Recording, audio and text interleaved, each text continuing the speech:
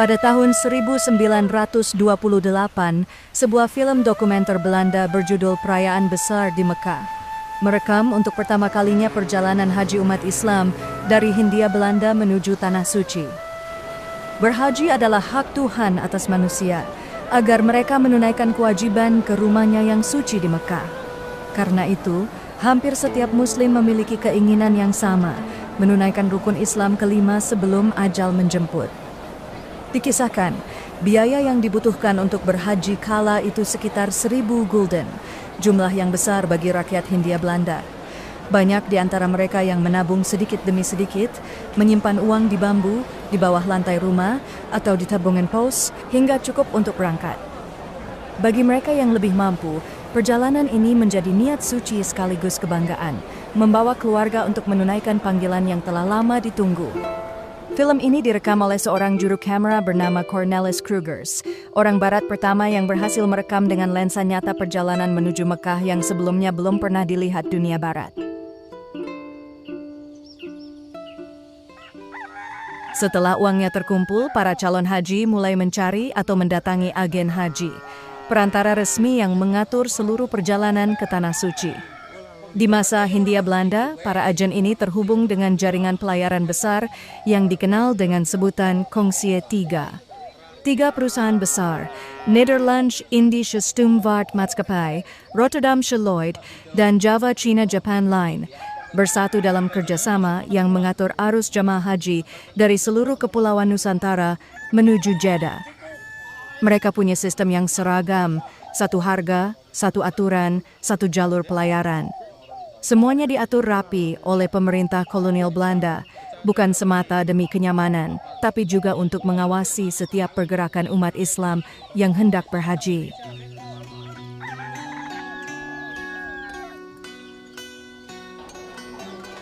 Surat izin haji atau yang disebut Pilgrim's Pass sudah diterbitkan oleh pemerintah kolonial, maka berangkatlah para calon haji dari kampung halamannya, berpamitan kepada keluarga, tetangga, dan sahabat.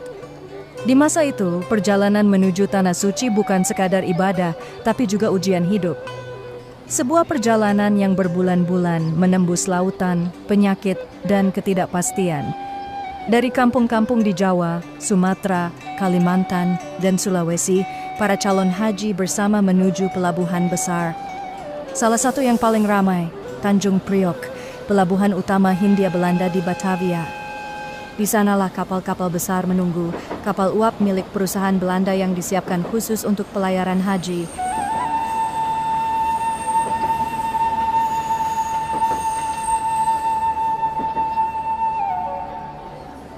Pelabuhan utama di Batavia, pintu gerbang Hindia Belanda menuju dunia luar.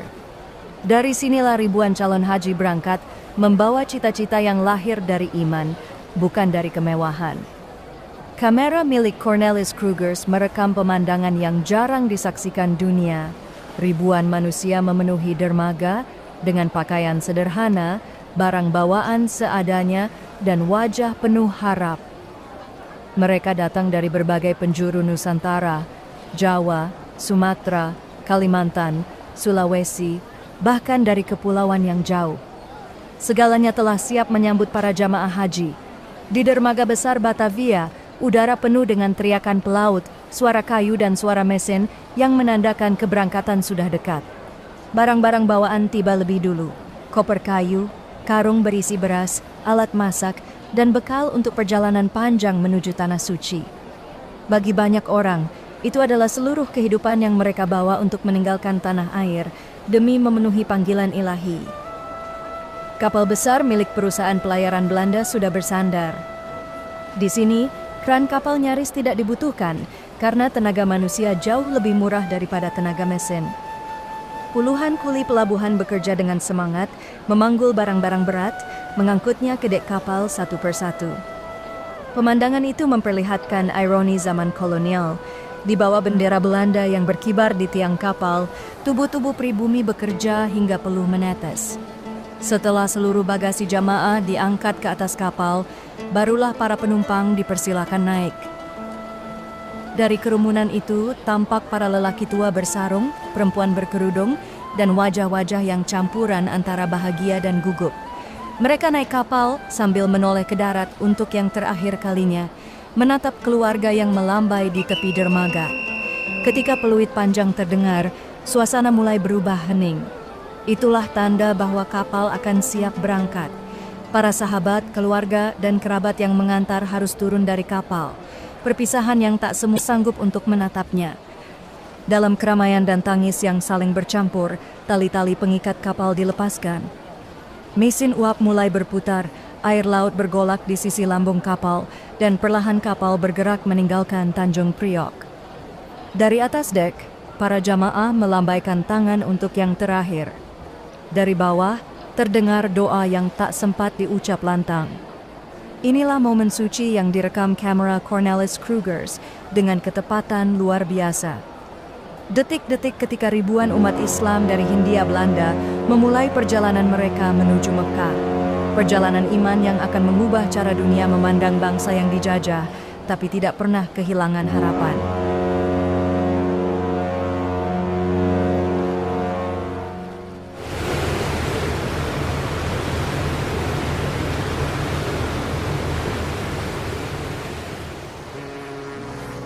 Kapal jamaah haji berlayar meninggalkan Tanjung Priok menuju Palembang. Palembang menjadi salah satu titik penting dalam jalur pelayaran haji pada masa Hindia Belanda. Di kota ini, ratusan calon haji dari Sumatera Selatan bergabung untuk melanjutkan perjalanan ke Jeddah. Kamera merekam suasana senja di Sungai Musi saat kapal memasuki pelabuhan.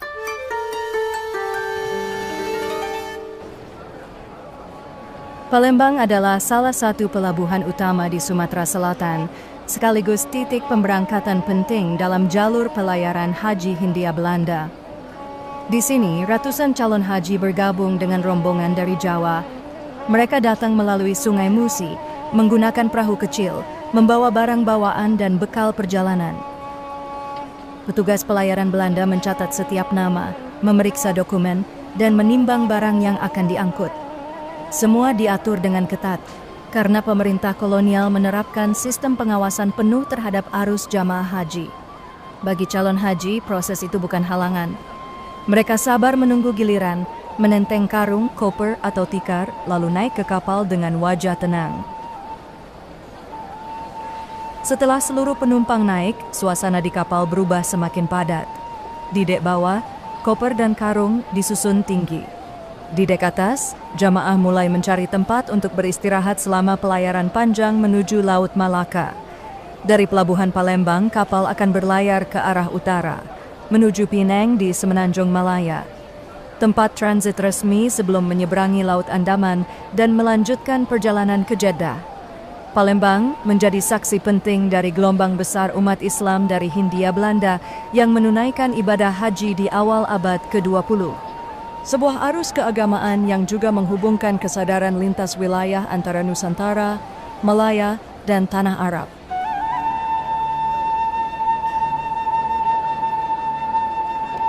Sebelum pelayaran besar dimulai, para jamaah melakukan pembelian terakhir di pelabuhan. Mereka membeli kebutuhan tambahan, air minum, makanan kering, kain ihram, serta obat-obatan sederhana untuk menghadapi perjalanan laut yang panjang. Di masa itu, perjalanan menuju Mekah bisa memakan waktu berbulan-bulan.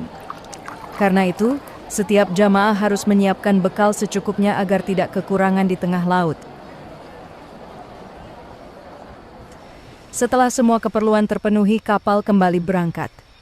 Jalurnya menuju Sabang, pelabuhan di ujung barat Sumatera yang menjadi titik akhir wilayah Hindia Belanda. Di Sabang, kapal berhenti sejenak untuk menjalani pemeriksaan medis. Setiap penumpang diperiksa oleh petugas kesehatan kolonial. Suhu tubuh, kondisi fisik, dan kebersihan diperhatikan dengan ketat. Pemeriksaan ini wajib dilakukan bagi semua jamaah haji sebelum meninggalkan wilayah Hindia Belanda. Tujuannya untuk mencegah penyebaran penyakit menular seperti kolera yang sering muncul di kapal haji pada masa itu. Setelah pemeriksaan selesai dan kapal dinyatakan layak berlayar, peluit panjang kembali terdengar. Dari Sabang, pelayaran besar menuju Tanah Suci pun dimulai.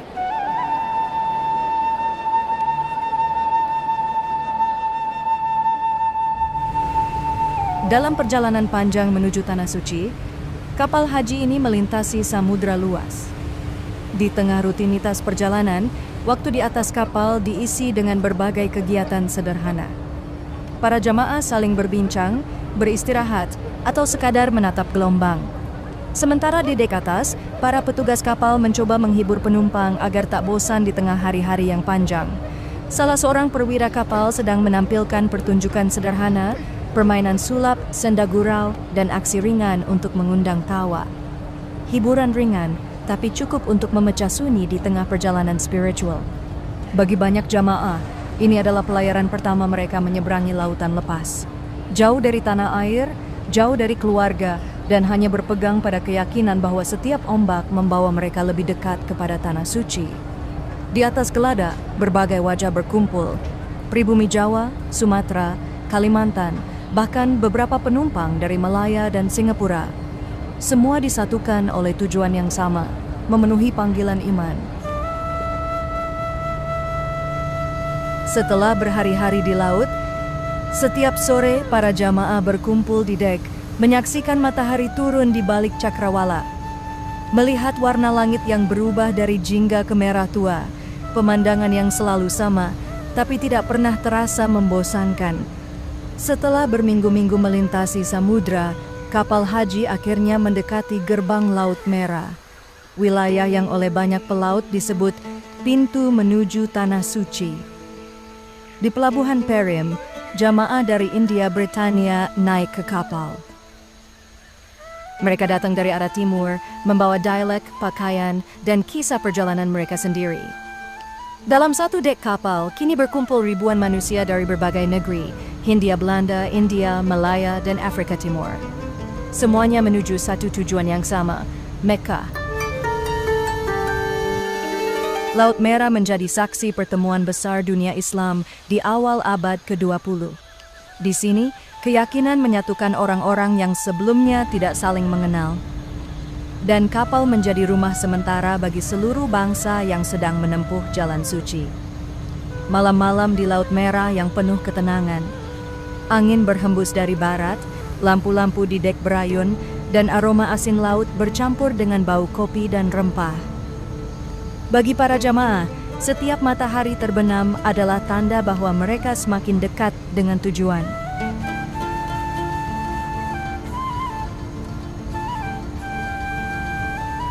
Setelah berjam-jam menatap laut, akhirnya dari kejauhan tampak daratan, pelabuhan Jeddah, gerbang menuju Tanah Suci yang selama ini hanya disebut dalam doa.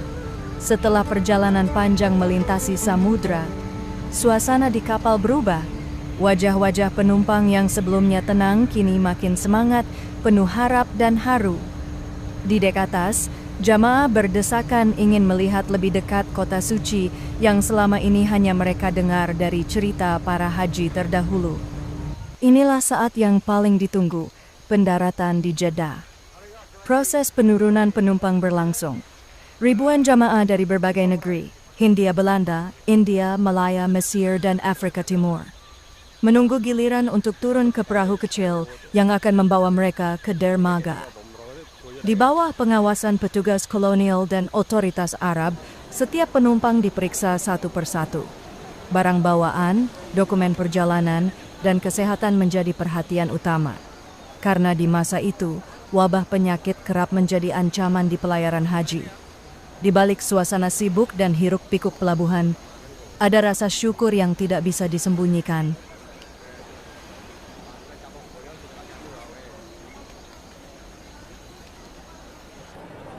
Di pintu masuk pelabuhan Jeddah, para jamaah haji harus melewati pemeriksaan bea dan cukai. Petugas memeriksa barang bawaan satu persatu, mulai dari koper, tikar, hingga bekal makanan yang dibawa dari tanah air. Suasana pelabuhan penuh dengan manusia dari berbagai bangsa. Disinilah dunia Islam berkumpul dalam satu tempat. Ada jamaah dari Hindia Belanda, India Britania, Mesir, Persia, Afrika Utara hingga Asia Tengah. Semua datang dengan satu tujuan yang sama, menunaikan panggilan ibadah, tapi dengan cara, bahasa, dan penampilan yang berbeda-beda. Bagi jamaah dari Nusantara, pemandangan ini sering menjadi pengalaman pertama melihat begitu banyak umat dari berbagai negeri. Ada yang berkulit gelap dari Afrika, berwajah Arab, berbahasa Urdu atau Turki. Semuanya berkumpul di bawah panas terik Jeddah, menunggu giliran pemeriksaan.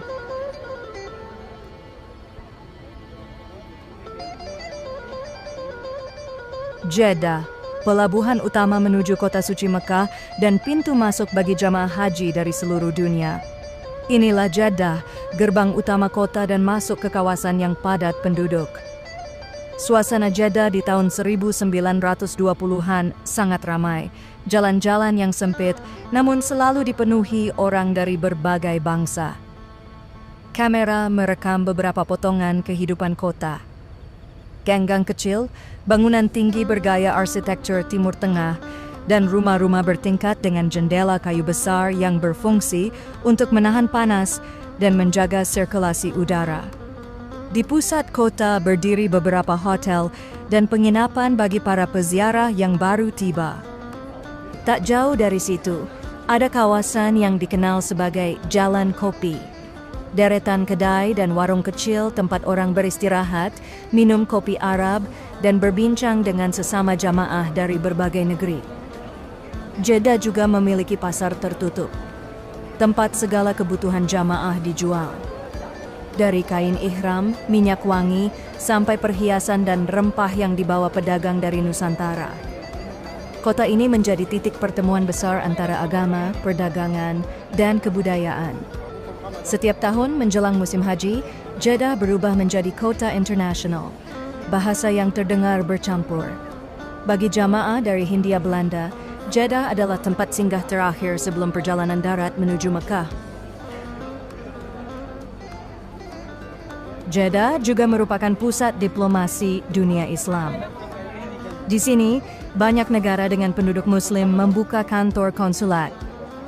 Di antaranya Persia, Mesir, Italia, Belanda, Inggris, dan Prancis. Tujuannya jelas melindungi warganya yang menunaikan ibadah haji, serta mengatur urusan administratif selama mereka berada di Tanah Suci. Masing-masing negara memiliki perwakilannya sendiri, lengkap dengan staf dan bangunan resmi yang menandai pengaruh politik mereka di wilayah Arab.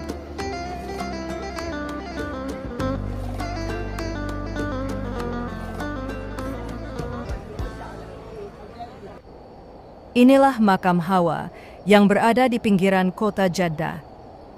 Bagi penduduk setempat, tempat ini dikenal sebagai makam Hawa.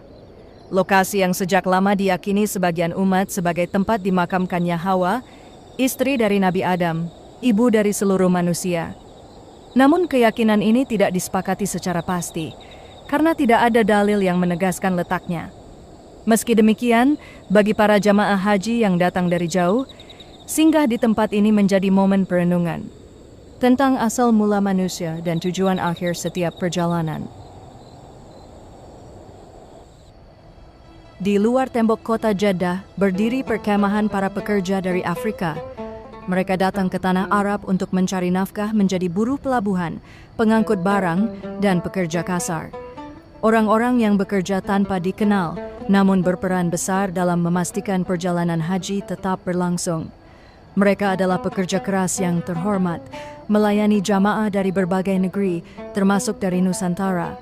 Merekalah denyut kehidupan pelabuhan, tulang punggung yang membuat roda ibadah dan perdagangan terus berputar di Tanah Suci. Di pasar Jeddah, para pedagang memperdagangkan domba, hewan yang paling banyak dibutuhkan selama musim haji.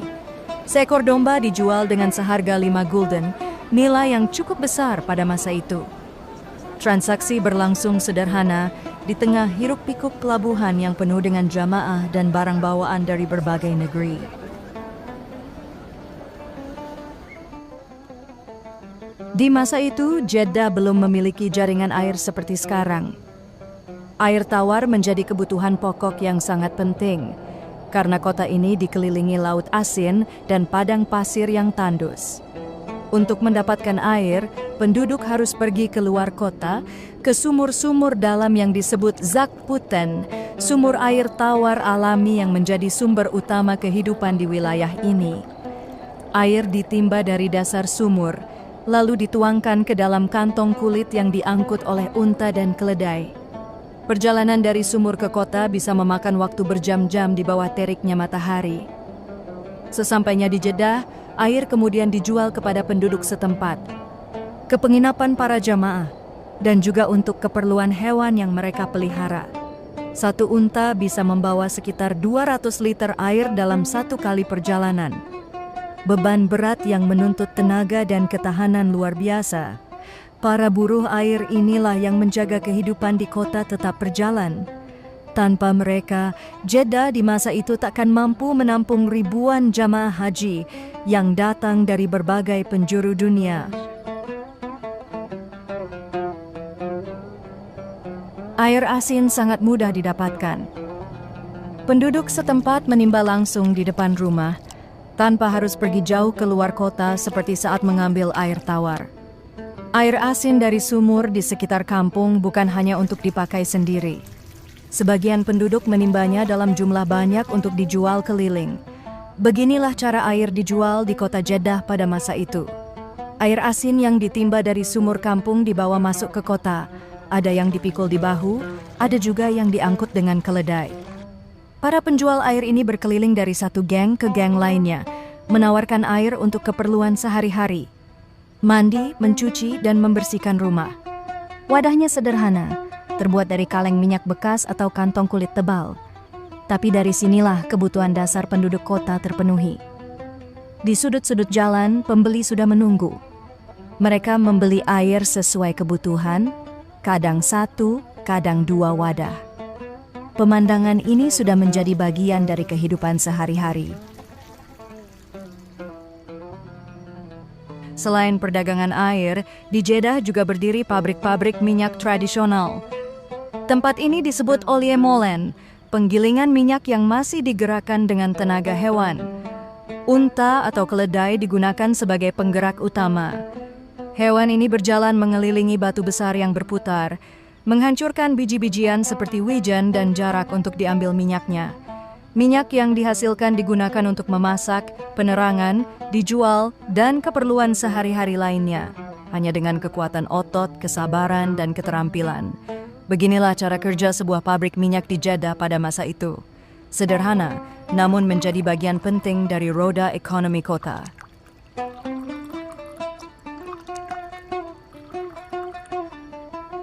Jeddah, kota pelabuhan di tepi Laut Merah ini, memiliki keindahan arsitektur yang khas. Rumah-rumahnya berdiri rapat, menjulang tinggi dengan balkon-balkon kayu yang menjorok ke jalan. Setiap sudut bangunannya memantulkan pengaruh berbagai bangsa. Arab, Mesir, India, dan sedikit sentuhan Turki mencerminkan pertemuan budaya yang berlangsung selama berabad-abad.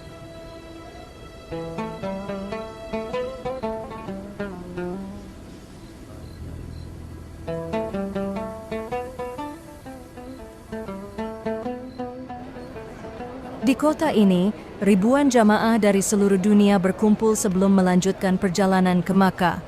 Pasar menjadi ramai, jalanan dipenuhi pedagang, dan di antara keramaian itu, suasana seperti perayaan besar terasa di udara. Ada yang menjual makanan, kain, perhiasan, hingga barang-barang dari negeri jauh. Segalanya hidup, hiruk-pikuk yang menandakan Jeddah sebagai pintu gerbang Tanah Suci.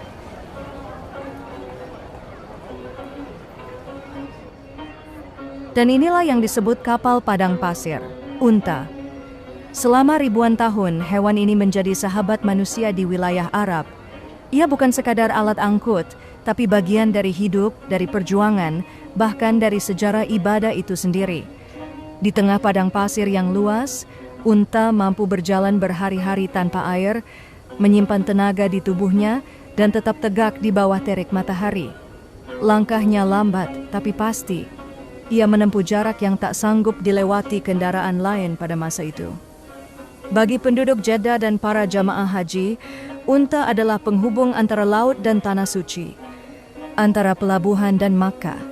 Dari punggung unta inilah ribuan jamaah dari Nusantara, India, Afrika, dan negeri-negeri jauh melanjutkan perjalanan menuju Tanah Haram. Unta mengangkut manusia, air, bahan makanan, dan barang-barang kebutuhan kafilah.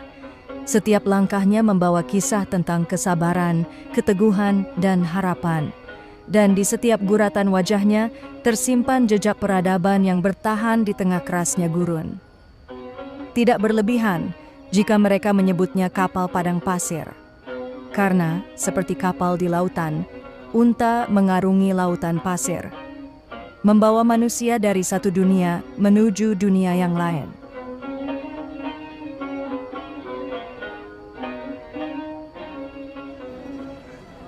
Sebelum memulai perjalanan menuju Tanah Suci, setiap jamaah mengenakan pakaian ihram, tanda bahwa mereka telah berniat berhaji.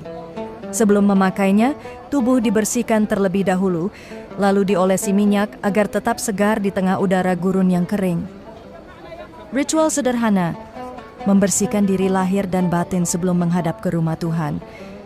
Pakaian ihram tidak berjahit. Bagi laki-laki hanya 2 lembar kain putih. 1 dililitkan di pinggang, 1 diselendangkan di bahu.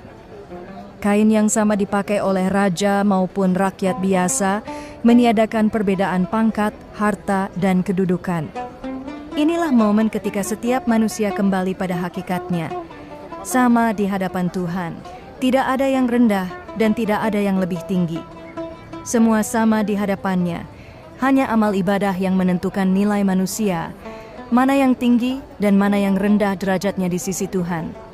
Semua meninggalkan pakaian kebesaran dunia, menyatu dalam niat yang sama, menunaikan panggilan suci yang telah disampaikan sejak zaman Nabi Ibrahim.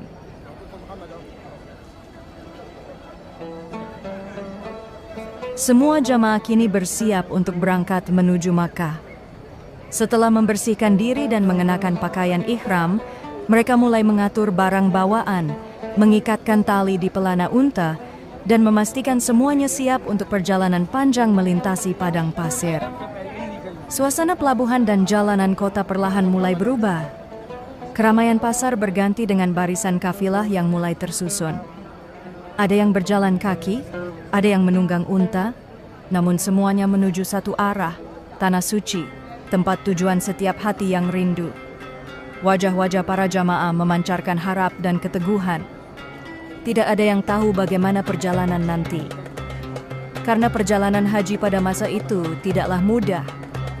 Sebagian orang mengatakan, perjalanan ini mencerminkan bagaimana kehidupan yang dijalani di kampung.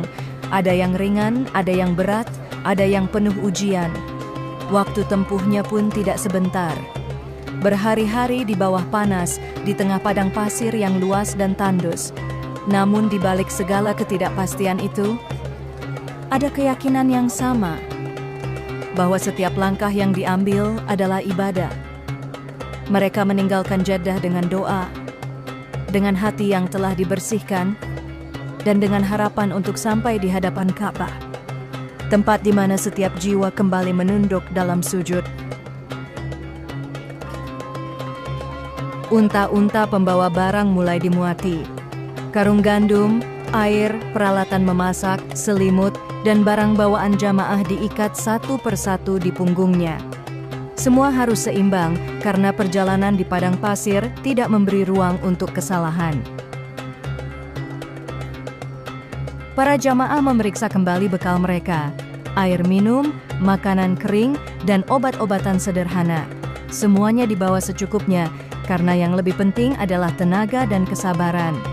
Inilah persiapan menuju perjalanan besar melintasi padang pasir.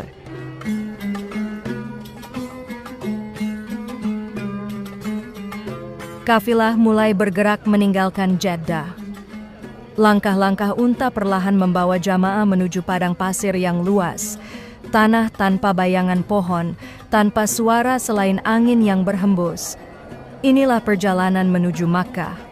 Perjalanan yang menuntut kesabaran, tenaga, dan keyakinan. Siang hari mereka berjalan di bawah panas yang menyengat, malam hari beristirahat di atas pasir yang dingin menggigit. Di gurun ini tidak ada yang mudah. Air terbatas, makanan dijaga agar cukup untuk berhari-hari. dan hanya arah matahari yang menjadi penunjuk jalan. Namun tidak satu pun dari mereka yang tampak gentar. Langkah mereka pelan, tapi pasti, seolah setiap tapak kaki adalah bagian dari doa yang panjang. Dari kejauhan, barisan kafilah itu tampak kecil di antara hamparan pasir. Tapi justru disitulah maknanya, bahwa manusia sekecil apapun di hadapan gurun akan selalu besar ketika berjalan dengan niat menuju Tuhan.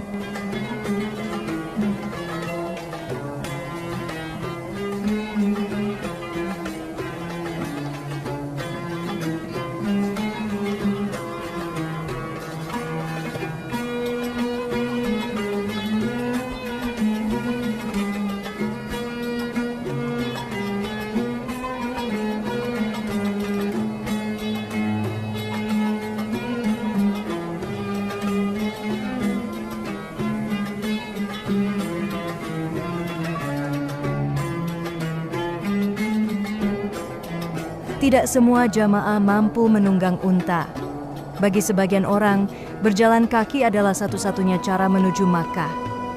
Ada pula yang memilih berjalan bukan karena miskin, tapi karena ingin merasakan setiap langkah sebagai bentuk ibadah. Di bawah panas yang menyengat, mereka terus berjalan di padang pasir tanpa mengeluh. Akhirnya, setelah menempuh perjalanan panjang, rombongan pejalan kaki pertama tiba di Al-Amin, gerbang menuju Tanah Suci.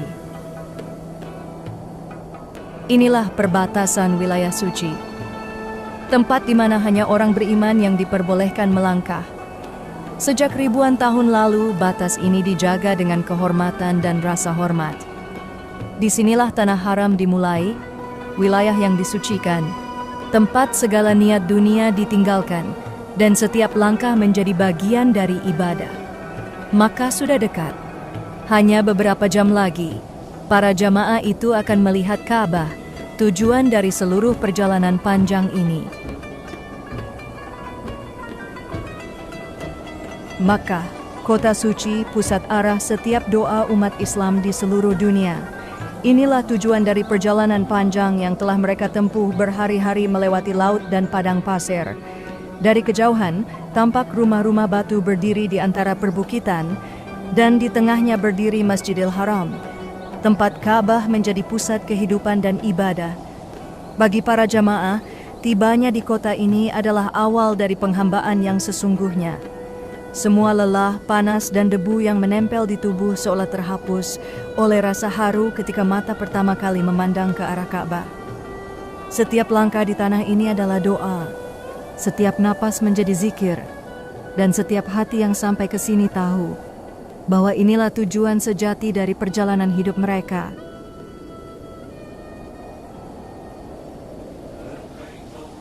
Inilah Masjidil Haram, masjid yang paling suci di muka bumi. Di tengahnya berdiri Ka'bah, rumah pertama yang dibangun untuk menyembah Allah. Setiap jamaah yang datang dari penjuru dunia menjadikan tempat ini sebagai tujuan akhir dari perjalanan panjangnya. Batu-batu hitam di sekelilingnya telah menyaksikan jutaan langkah, jutaan doa, dan air mata manusia yang datang dengan harapan dan penyesalan. Disinilah seluruh perbedaan dunia lenyap. Semua berdiri sejajar, menunduk ke arah yang sama. Suasana di dalam Masjidil Haram terasa tenang sekaligus agung. Suara doa bergema dari segala arah, dan setiap hati yang melihat Ka'bah untuk pertama kalinya hanya mampu berucap, Allahu Akbar, labaik Allahumma labaik. Tempat ini adalah simbol dari kesatuan dan penghambaan. Inilah rumah Allah, pusat dari arah sujud seluruh umat Islam di seluruh dunia.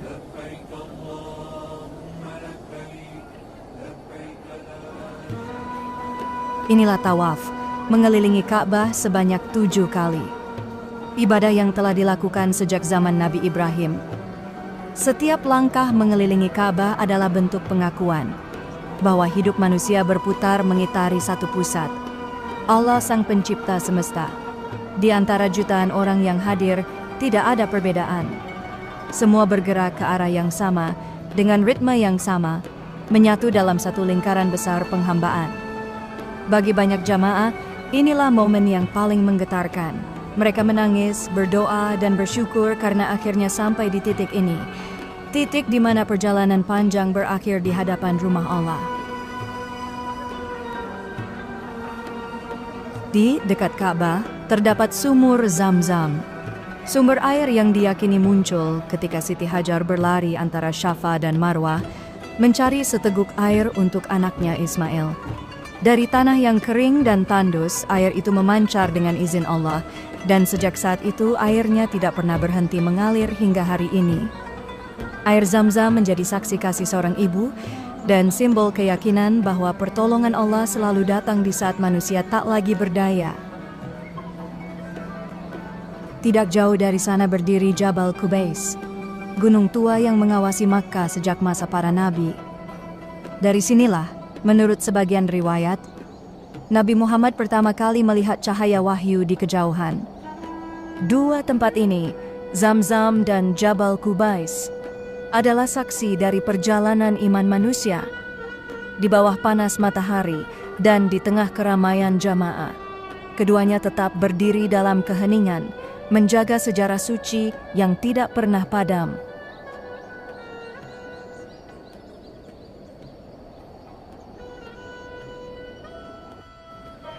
Di tengah kota Makkah, berdiri sebuah lembaga pendidikan yang dikenal dengan nama Madrasah Al-Falah. Sekolah ini menjadi salah satu pusat ilmu tertua di Tanah Suci.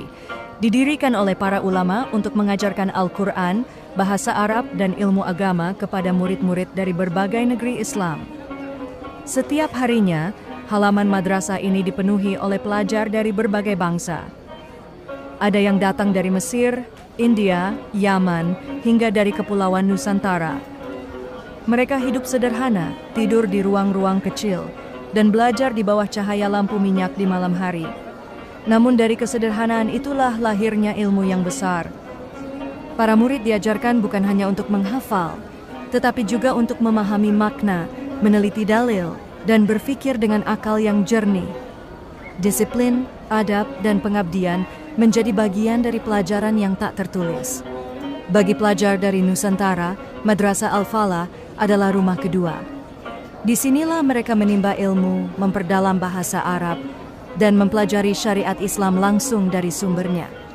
Banyak di antara mereka yang kelak kembali ke tanah air dan menjadi ulama yang membawa pencerahan bagi masyarakatnya. Madrasah Al-Falah adalah warisan hidup dari semangat mencari ilmu di Tanah Suci. Sebuah tempat di mana pengetahuan dan keimanan bertemu, dan dari sanalah cahaya ilmu menyebar kembali ke seluruh dunia Islam. Makkah bukan kota biasa. Tidak semua orang bisa memasukinya, karena ini adalah wilayah suci yang dijaga dengan kehormatan sejak masa Nabi Ibrahim. Hanya mereka yang beriman kepada Allah yang diperbolehkan melangkah melewati batasnya. Bukan karena perbedaan, tapi karena kesucian tempat ini harus dijaga dari segala hal yang duniawi. Batas itu bukan tembok, tapi penghormatan. Tanda bahwa tidak semua bisa datang, dan tidak semua yang datang diizinkan untuk tinggal. Maka adalah kota ibadah, bukan tujuan wisata, bukan pusat dagang, tapi tempat di mana hati manusia kembali tunduk kepada Sang Pencipta. Bab As-Salam adalah salah satu gerbang tertua Masjidil Haram. Pintu ini telah berdiri sejak berabad-abad, menjadi saksi jutaan jamaah yang datang dengan hati bergetar, meninggalkan dunia di belakang dan melangkah menuju rumah Allah. Dahulu para jamaah yang baru tiba di Makkah akan memasuki masjid melalui gerbang ini. Langkah mereka pelan, mata menunduk, dan di bibir mereka terucap salam. Assalamualaikum warahmatullahi wabarakatuh. Tanda penghormatan saat memasuki tempat paling suci di muka bumi. Dari bab As-Salam inilah pandangan pertama menuju Ka'bah terbuka. Momen yang tak bisa dijelaskan dengan kata-kata. Rasa haru, syukur, dan keinsafan bercampur jadi satu. Sebagian menangis, sebagian diam dalam sujud panjang. Karena akhirnya mereka melihat dengan mata sendiri apa yang selama ini hanya dibayangkan dalam doa. Pintu ini bukan sekadar jalan masuk, tapi simbol peralihan dari dunia menuju kesucian. Begitu melangkah melewatinya, Segala urusan dunia ditinggalkan, dan yang tersisa hanyalah diri yang kecil di hadapan kebesaran Allah. Baba Salam menjadi pintu yang menyimpan kenangan abadi tentang awal perjumpaan antara manusia dan Tuhannya di Tanah Suci.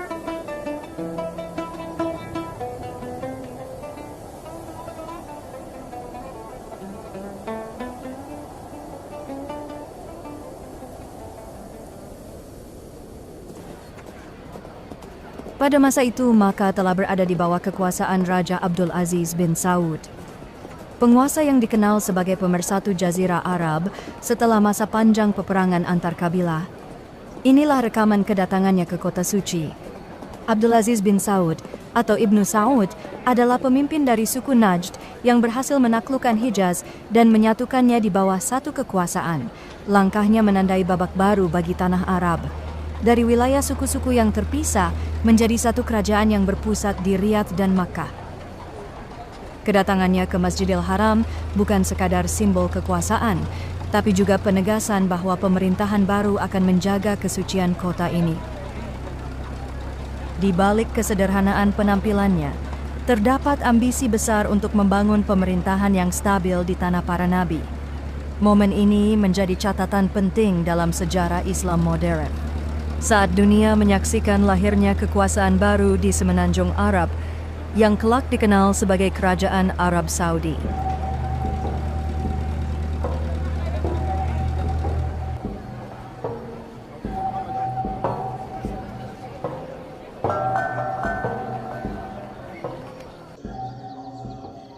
Hari Jumat adalah hari besar bagi seluruh umat Islam.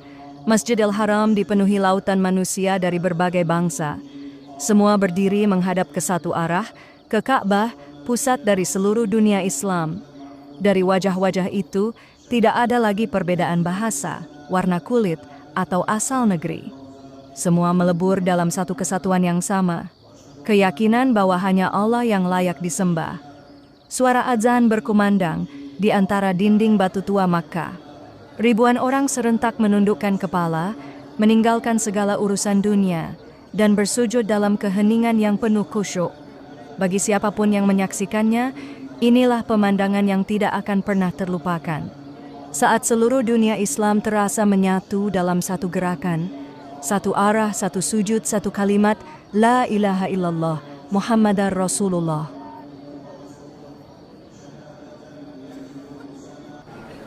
Setelah menyelesaikan tawaf, para jamaah melanjutkan ibadah sa'i.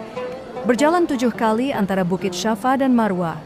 Ritual ini dilakukan untuk mengenang perjuangan Siti Hajar yang berlari mencari air untuk anaknya, Ismail, di tengah panas gurun yang membakar.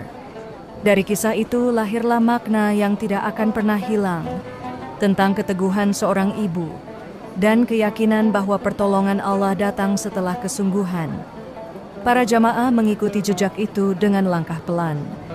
Sebagian berdoa, sebagian menangis, mengingat perjuangan yang melahirkan mukjizat Zam-Zam. Di antara ribuan orang yang berjalan hari ini, tak ada satupun yang benar-benar sendirian. Karena setiap langkah sa'i adalah pengingat bahwa manusia hidup di antara harapan dan ujian. Seperti Siti Hajar dulu di padang pasir Makkah. Inilah makna sejati sa'i. Bukan sekadar berjalan 7 kali, tetapi menapaki ulang perjalanan iman yang abadi.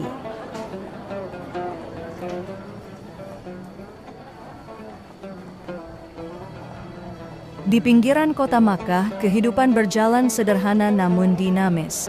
Inilah pasar Badui, tempat para pedagang dan penggembala bertemu untuk menjual kambing, domba, dan hasil bumi. Pasar ini menjadi nadi ekonomi kota suci, menyediakan kebutuhan harian bagi penduduk dan jamaah yang datang dari berbagai negeri. Di sisi lain, terdapat rumah potong terbuka, di mana semua pekerjaan dilakukan dengan tangan. Suatu pemandangan yang menunjukkan bagaimana masyarakat di masa itu hidup sepenuhnya dari tenaga dan keterampilan sendiri. Di tengah tanah yang tandus, keberadaan air adalah anugerah terbesar. Salah satu sumbernya dikenal sebagai kolah Jaman atau kolam penampungan air. Sumur yang menjadi tumpuan hidup bagi warga sekitar. Airnya digunakan untuk minum, memasak, dan menyiram tanaman di ladang-ladang kecil di sekitarnya. Dan benar, di mana ada air, Di situ ada kehidupan. Dari sumur inilah tumbuh kebun kecil berisi gandum dan pohon kurma, menjadi bukti bahwa di tengah gurun yang keras, kehidupan tetap mencari cara untuk bertahan. Pasar, sumur, dan ladang, 3 hal sederhana, tapi dari sinilah Makkah hidup, berdenyut, dan memberi kehidupan bagi siapapun yang datang ke Tanah Suci. Di sebelah utara Makkah terbentang jalan menuju Tan'im. Para jamaah mulai berangkat ke sana, tempat dimulainya ibadah umroh, yang sering disebut sebagai haji kecil. Tan'im menjadi salah satu batas wilayah Tanah Haram, di mana jamaah yang ingin berumroh mengenakan kembali pakaian ihramnya sebelum memasuki kota suci.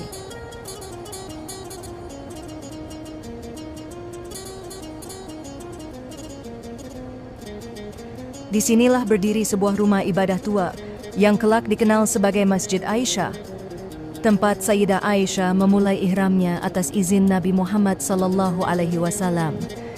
Bagi banyak jamaah, Tan'im adalah titik awal untuk memperbarui niat ibadah, mengulang kesucian, dan meneguhkan hati di hadapan Allah. Dari tempat ini mereka kembali menuju Makkah, melangkah dengan tenang di bawah teriknya matahari, dengan hati yang bersih dan niat yang diperbarui.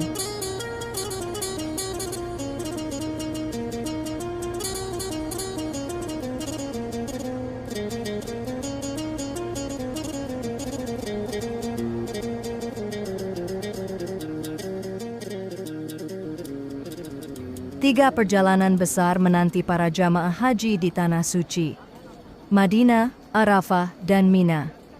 3 tempat yang melengkapi kesempurnaan ibadah dan menjadi saksi bagi perjalanan manusia menuju ampunan dan kedekatan dengan Allah.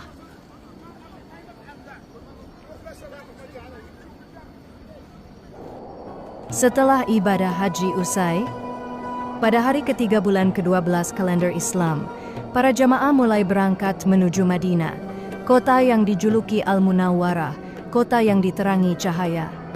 Madinah bukan sekadar kota, tapi tanah yang diberkahi. Disinilah Nabi Muhammad membangun masyarakat Islam pertama, menyebarkan risalah tauhid, dan meninggalkan warisan yang masih hidup hingga lebih dari 13 abad kemudian. Kota ini tetap menjadi saksi kebesaran beliau.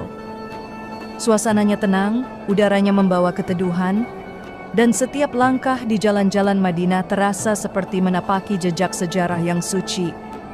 Di tengah kota berdiri Masjid Nabawi, masjid yang dibangun oleh tangan Rasulullah SAW bersama para sahabatnya.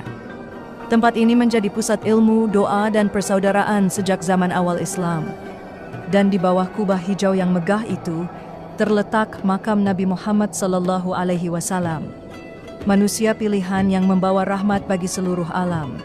Setiap jamaah yang datang menundukkan kepala dengan air mata, menyampaikan salam dan rasa cinta kepada beliau yang ajarannya telah mengubah dunia dengan cahaya iman dan kasih sayang. Madinah menjadi akhir dari perjalanan fisik, tapi awal dari perjalanan batin yang sesungguhnya. Karena siapapun yang sampai ke kota ini akan pulang dengan hati yang berbeda, lebih tenang, lebih lembut, dan lebih sadar bahwa hidup ini adalah perjalanan panjang menuju Allah. Dari menara Masjid Nabawi, suara azan terdengar. Panggilan untuk sholat yang sejak zaman Nabi Muhammad SAW tidak pernah berhenti. Suara muazin menggema di seluruh Madinah, menandakan masuknya waktu sholat. Semua aktivitas berhenti sejenak. Para jamaah berwudu lalu menuju masjid untuk menunaikan sholat berjamaah. Suasana Madinah terasa tenang. Suara azan dan bacaan sholat menjadi bagian dari kehidupan sehari-hari di kota ini. Setelah perjalanan panjang dari Jeddah hingga Makkah, dan setelah menunaikan rukun haji, semua berakhir dengan sholat, tanda bahwa ibadah tidak berhenti di perjalanan, tapi terus berlangsung dalam kehidupan sehari-hari.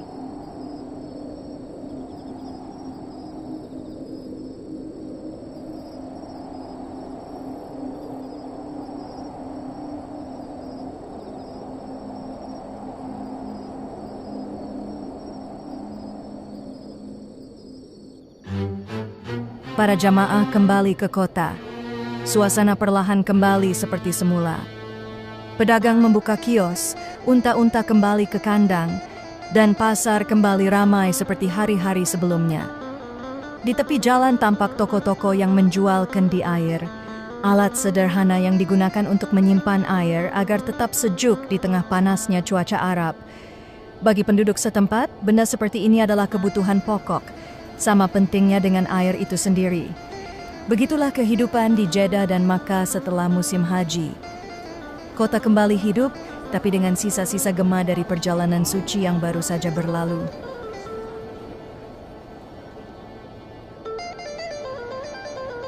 Di sekitar kota, air menjadi hal paling berharga. Tanah yang kering dan tandus menuntut usaha besar untuk mengalirkan air dari sumur menuju ladang. Sistem irigasi di sini masih sederhana, mengandalkan aliran manual, kerja keras unta dan manusia. Setiap tetes air yang mengalir di gurun ini adalah hasil ketekunan. Diperlukan kesabaran dan tenaga untuk menjaga agar tanaman tetap hidup. Karena di tanah seperti ini, kehidupan hanya bisa bertahan dengan kerja keras dan keteguhan. Beginilah Makkah setelah musim haji. Suci bukan hanya karena ibadah, tapi karena keteguhan orang-orang yang tinggal di dalamnya.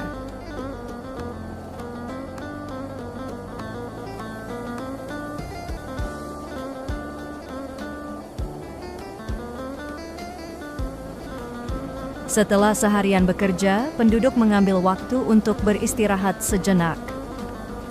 Di kota ini, aktivitas dimulai sejak pagi dan baru berhenti ketika matahari mulai turun. Istirahat singkat ini menjadi satu-satunya waktu untuk memulihkan tenaga. Beginilah keseharian di Tanah Suci pada masa itu. Kesederhanaan dan ketekunan berjalan berdampingan, menjadi bagian dari kehidupan yang terus berputar dari hari ke hari. Sebelum berangkat menuju Arafah, para jamaah terlebih dahulu melakukan tawaf di sekitar Ka'bah. Tawaf ini dilakukan sebagai bentuk penyempurnaan ibadah dan sebagai penghormatan terakhir sebelum meninggalkan tanah haram. Bagi para jamaah, momen ini menjadi saat yang tenang untuk berdoa, memohon agar perjalanan menuju Arafah berjalan lancar dan diberkahi. Keberangkatan menuju Arafah dimulai. Para jamaah meninggalkan Makkah, sebagian menunggang unta, sebagian berjalan kaki. Perjalanan ini tampak mudah bagi yang melihat, namun kenyataannya penuh tantangan. Panas gurun, jarak yang jauh, dan tubuh yang mulai letih setelah rangkaian ibadah sebelumnya. Beberapa jamaah menumpang mobil, kendaraan baru yang mulai digunakan untuk menempuh jarak di padang pasir. Namun di medan seperti ini, teknologi belum sepenuhnya bisa diandalkan. Salah satu mobil mogok di tengah jalan. Tanpa banyak bicara, para jamaah turun dan mendorong bersama. Panas matahari membakar, pasir lembut menghambat roda, tapi semangat untuk melanjutkan perjalanan tidak padam. Iman yang teguh, kerja sama yang kuat, dan tekad untuk menyelesaikan perjalanan suci dengan cara apapun yang dimiliki. Beberapa unta tiba-tiba mengamuk, gelisah karena panas dan suara bising di sekitarnya. Hewan-hewan itu berontak, menendang, duduk, dan mencoba melepaskan diri dari tali pengikat. Bagi yang belum terbiasa, pemandangan ini mungkin menegangkan. Tapi bagi para pengendali, hal seperti ini sudah biasa dilalui karena menjadi bagian dari perjalanan. Dengan sabar mereka menarik tali, menenangkan, menepuk leher dan mengangkat kepala mereka ke arah yang tenang. Butuh waktu, tenaga, dan pengalaman untuk menenangkan seekor unta di tengah gurun seperti ini. Namun tidak satupun jamaah yang mengeluh. Mereka menunggu dengan sabar, memahami bahwa perjalanan haji tidak hanya menguji tubuh, tetapi juga kesabaran dan keteguhan hati. Setelah beberapa saat, barisan kembali teratur. Unta-unta yang sempat mengamuk akhirnya kembali tenang. Dan kafilah melanjutkan perjalanan menuju Arafah dengan langkah yang perlahan tapi pasti. Setelah menempuh perjalanan panjang, jamaah mulai tiba di Arafah. Mereka mendirikan tenda, menyalakan api, dan menyiapkan makanan sederhana. Lautan tenda membentang sejauh mata memandang, menampung ribuan umat Islam dari berbagai negeri. Di tengah padang itu berdiri Jabal Rahmah, Gunung Kasih Sayang. tempat di mana Nabi Muhammad SAW pernah berdiri menyampaikan khutbah haji terakhirnya. Setiap tahun, para jamaah berhenti di sini, menundukkan kepala, berdoa, dan memohon ampunan kepada Allah. Dari segala arah, jamaah terus berdatangan. Ada yang berjalan dengan langkah tenang, ada yang mencari tempat berteduh di bawah tenda kain. Mereka datang dari berbagai negeri, tapi bersatu dalam tujuan yang sama, menunaikan panggilan suci di Padang Arafah.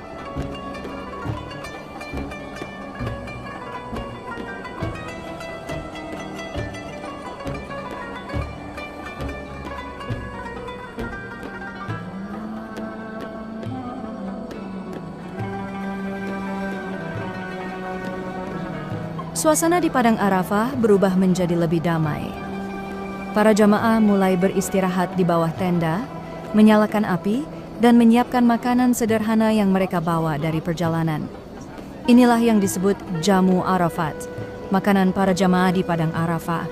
Di setiap sudut tenda, tampak panci di atas bara api. Sebagian memasak nasi, sebagian lagi merebus daging atau membuat roti tipis untuk berbagi.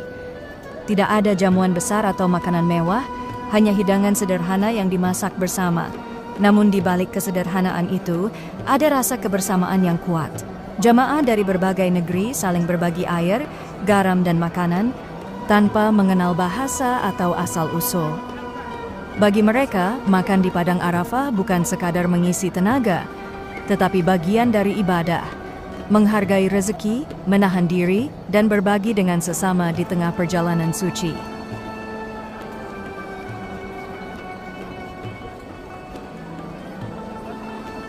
Beberapa jamaah juga beristirahat di dalam tenda. Sebagian lainnya duduk bersandar, membaca doa, atau melafalkan ayat-ayat Al-Quran dengan suara yang pelan. Tenda-tenda yang sederhana terbuat dari kain tebal yang menahan panas dan angin gurun. Di dalamnya hanya ada tikar, air, dan barang-barang seperlunya. Namun di ruang sempit inilah setiap jamaah menemukan ketenangan. Ada yang menulis surat, ada yang berzikir, dan ada yang berbincang ringan. Inilah momen yang paling pribadi dalam ibadah haji. Di Padang Arafah, suasana semakin ramai. Di luar tenda-tenda penuh dengan jamaah dari berbagai negeri. Ada yang sibuk menyiapkan makanan, ada yang beristirahat, ada pula yang berbincang melepas penat setelah perjalanan jauh. Di beberapa sudut terlihat bak air dari terpal besar. Air diambil dari sumur tua yang dikenal sebagai saluran Zubaidah. Sebuah sistem air yang dibangun oleh Zubaidah, istri Khalifah Harun ar-Rasyid, untuk memudahkan para peziarah berabad-abad sebelum masa ini. Namun di tengah keramaian itu, sebagian jamaah mulai lupa akan waktu untuk merenung. Kesibukan kecil kadang membuat mereka teralihkan dari tujuan utama. Berhenti sejenak untuk berdoa, memohon ampun, dan mengingat kembali hakikat dari perjalanan ini. Padahal, di tempat inilah setiap manusia seharusnya berdiri dengan hati yang paling jernih. Arafah bukan sekadar perhentian, tapi cermin bagi diri sendiri. Sejauh mana kita telah berjalan dan apa yang masih tertinggal dalam hati. Menjelang pagi, para jamaah mulai meninggalkan Arafah. Sejak fajar menyingsing, kafilah besar itu bergerak menuju Mina. Mereka ingin tiba sebelum waktu zuhur, karena di sanalah rangkaian ibadah berikutnya akan dimulai. Di tengah perjalanan, jamaah singgah sejenak di Muzdalifah, tempat perhentian di antara dua tanah suci. Di sini mereka beristirahat, mengumpulkan batu-batu kecil untuk pelaksanaan jumrah di Mina. Dari kejauhan tampak menara Masjid Muzdalifah, menjadi penanda bagi ribuan orang yang datang dari berbagai arah. Setelah beristirahat, perjalanan dilanjutkan menuju Mina. Lembah sempit itu kembali dipenuhi manusia, unta, dan tenda-tenda putih. Inilah tempat di mana jamaah akan melakukan lempar jumrah, mengenang kisah Nabi Ibrahim ketika mengusir godaan setan dengan melempar batu. Di sana berdiri masjid tua, Masjid Al-Khaif, tempat yang diyakini pernah digunakan para nabi untuk beribadah.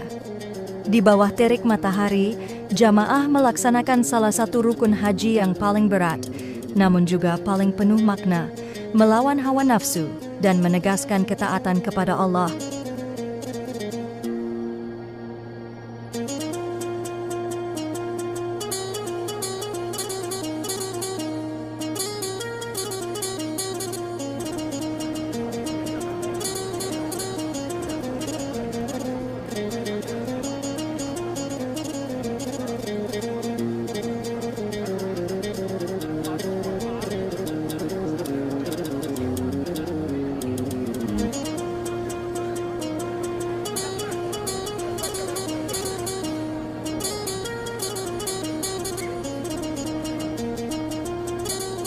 Di Mina, para jamaah menemukan tempat beristirahat di tenda-tenda dan rumah-rumah yang disiapkan khusus untuk musim haji.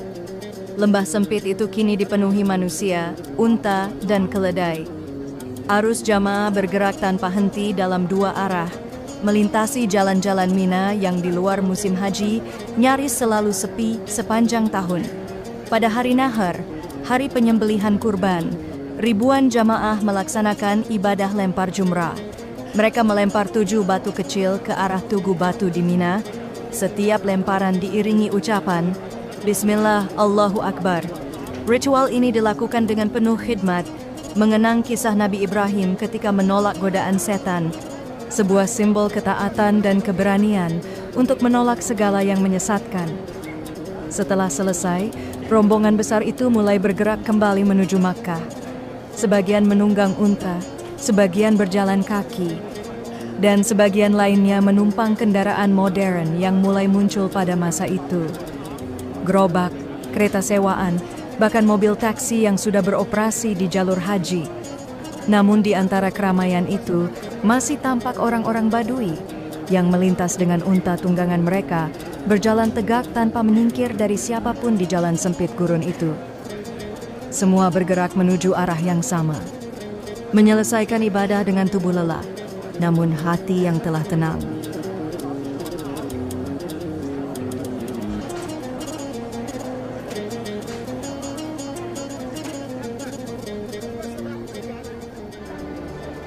Ketika jamaah kembali ke Makkah pada hari ke-12 Zulhijjah, tandanya ibadah haji telah sempurna. Semua rukun telah diselesaikan. Wukuf di Arafah, bermalam di Muzdalifah, melempar jumrah di Mina, dan kembali untuk tawaf perpisahan di sekitar Ka'bah. Perjalanan panjang itu berakhir di tempat yang sama di mana semuanya dimulai. Di hadapan Ka'bah, rumah suci yang menjadi arah seluruh sujud manusia. Rasa lelah, panas, dan debu padang pasir kini tergantikan oleh ketenangan. Bagi para jamaah, tidak ada yang lebih berharga dari momen ini. Ketika seluruh perjuangan terbayar dengan satu kesadaran sederhana bahwa mereka telah memenuhi panggilan Allah. Setelah ibadah haji disempurnakan, banyak jamaah memilih untuk tetap tinggal beberapa hari di Makkah. Sebagian melanjutkan ibadah dengan mengunjungi tempat-tempat suci di sekitar kota, seperti Gua Hira dan Jabal Tsur, tempat yang menjadi saksi awal perjalanan dakwah Nabi Muhammad SAW. Sebagian lainnya memanfaatkan waktu untuk berdagang. Selama musim haji, Makkah menjadi pusat pertemuan umat Islam dari berbagai negeri. Pedagang dari India, Afrika, Nusantara, dan Mesir saling bertukar barang dan kabar. Suasana di kota suci itu berubah perlahan, dari keramaian ibadah menjadi kehidupan sehari-hari yang lebih tenang. Namun bagi para jamaah, setiap langkah di Makkah tetap terasa istimewa. Setelah menunaikan haji, setiap doa, setiap pandangan ke arah Ka'bah menjadi pengingat bahwa mereka pernah menjawab panggilan Allah dan menjadi bagian dari sejarah panjang umat yang datang menyembah di tempat ini.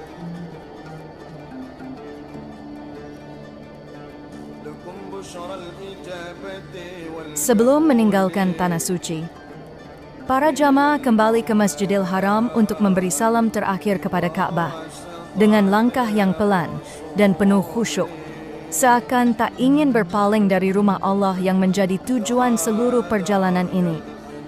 Tawaf perpisahan dilakukan dengan tenang. Tidak ada lagi hiruk-pikuk seperti hari-hari sebelumnya. Hanya suara doa yang terucap dan pandangan terakhir yang tertuju ke Ka'bah, tempat di mana semua pengorbanan, perjalanan, dan harapan berpadu menjadi satu. Bagi banyak jamaah, ini adalah momen yang sulit dijelaskan dengan kata-kata. Setelah berminggu-minggu berada di Tanah Suci, mereka kini harus bersiap untuk kembali menempuh perjalanan panjang pulang ke tanah air. Namun perpisahan ini bukan akhir, melainkan awal dari kehidupan yang telah berubah. Karena setiap orang yang telah menunaikan haji pulang dengan hati yang berbeda dari saat mereka berangkat. Setelah mengucap salam terakhir, para jamaah segera menuju pelabuhan Jeddah. Kota pelabuhan itu kembali ramai dengan barisan unta, kereta sewaan, dan mobil yang membawa jamaah serta barang-barang mereka. Di dermaga, kapal uap milik Lloyd sudah menunggu. Kapal besar yang akan membawa mereka melintasi Laut Merah menuju pelabuhan transit dan akhirnya kembali ke tanah air yang jauh di timur. Suasana di pelabuhan dipenuhi kesibukan. Koper, peti, dan karung diturunkan dan disusun di geladak. Sebagian jamaah duduk di tepi pelabuhan, menatap ke arah kota Makkah yang perlahan hilang di balik cakrawala. Mereka tahu perjalanan ini bukan sekadar pulang, tetapi membawa pulang kenangan, kesadaran, dan pengalaman spiritual yang akan menjadi bekal seumur hidup.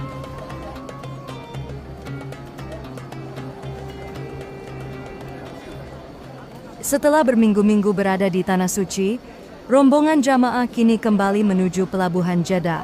Perahu-perahu kecil menjemput mereka dari dermaga, mengantarkan satu persatu menuju kapal besar yang berlabuh di tengah laut. Pemandangan ini mengingatkan pada awal perjalanan, ketika mereka datang dengan hati yang penuh harapan, meninggalkan tanah air demi memenuhi panggilan Allah.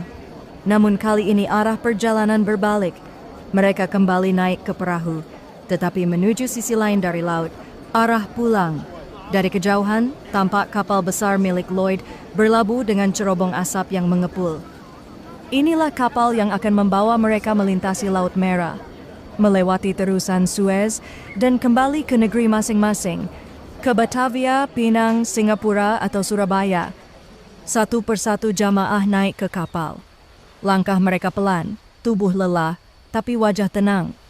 Sebagian menatap ke belakang, ke arah daratan Arab yang perlahan menjauh, ke tanah suci yang baru saja mereka tinggalkan.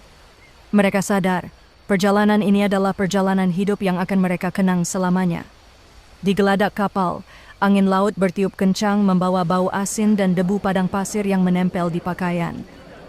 Beberapa jamaah duduk terdiam di tepi kapal, seakan jiwa tak ingin pergi dari tanah suci. Sebagian lainnya berdoa dalam diam, memohon agar Allah memudahkan perjalanan pulang dan menjaga keluarga yang menunggu di tanah air. Bagi mereka, inilah akhir dari perjalanan suci. Perjalanan yang mengajarkan arti sabar, ikhlas, dan kebersamaan. Dan meski kapal ini berlayar menjauh, suara takbir, doa, dan harapan yang dibawa dari tanah suci akan terus hidup dalam hati setiap penumpang. Perjalanan haji tahun 1928 pun berakhir di sini. Tapi bagi mereka yang telah melaluinya, kenangan tentang Ka'bah, Arafah, dan Mina akan tetap melekat, bukan sebagai cerita, tapi sebagai bagian dari diri mereka sendiri.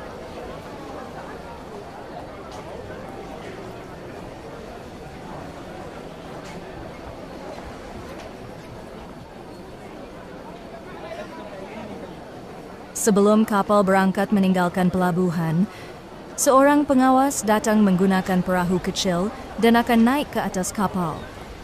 Ia adalah David van der Meulen, konsul Belanda di Jeddah. Kehadirannya menandai pengawasan terhadap jamaah dari Hindia Belanda. Ia akan memeriksa nama, jumlah penumpang, dan catatan perjalanan. Secara resmi disebut sebagai upaya melindungi jamaah. Namun pada masa itu, semua langkah pengawasan selalu berlapis makna politik. Setelah semua proses selesai, perjalanan pulang pun dimulai. Mesin kapal dihidupkan dan langsung bergerak meninggalkan pelabuhan Jeddah dengan kecepatan penuh menuju tanah air.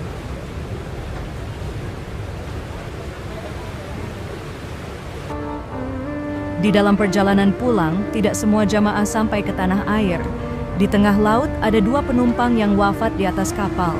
Bagi mereka yang berangkat dengan niat suci, kematian di perjalanan haji bukan akhir, tetapi bagian dari takdir yang telah ditentukan. Jenazah disolatkan di atas geladak, lalu diturunkan perlahan ke laut dengan cara yang terhormat. Laut Merah menjadi saksi bahwa sebagian jamaah berpulang di jalan menuju Tuhan.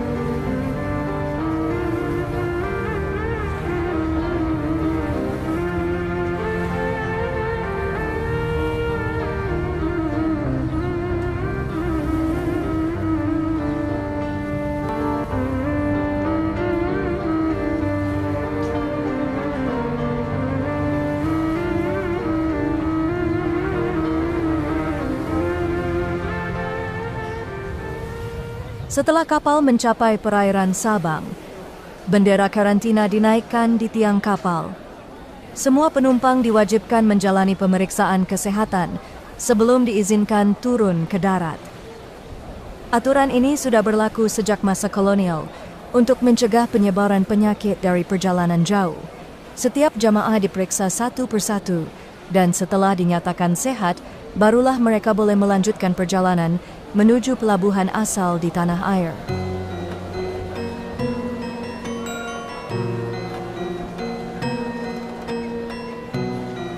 Inilah titik akhir dari perjalanan panjang para jamaah haji.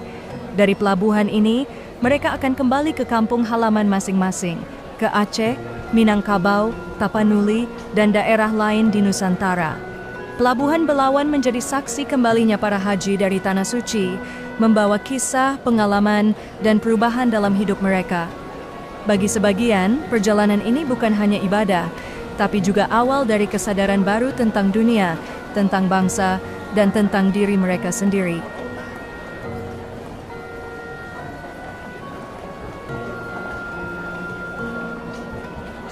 Setelah menempuh ribuan mil dari Laut Merah, kapal akhirnya berlabuh di pelabuhan Tanjung Priok, Batavia. Para jamaah pun kembali ke tanah air. Inilah akhir dari perjalanan suci yang dimulai berbulan-bulan lalu. Kini mereka kembali di tengah bangsanya sendiri, di antara keluarga, tetangga, dan kehidupan yang dulu mereka tinggalkan.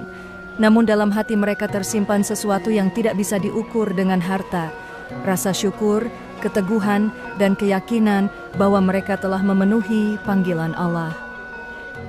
Perjalanan haji di tahun 1928 pun berakhir di sini.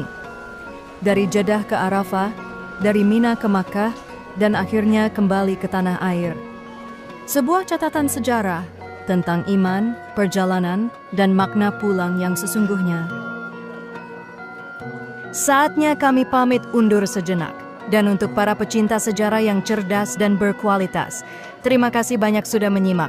Sampai jumpa di lembar sejarah berikutnya hanya di Failure Channel. Obaka-san.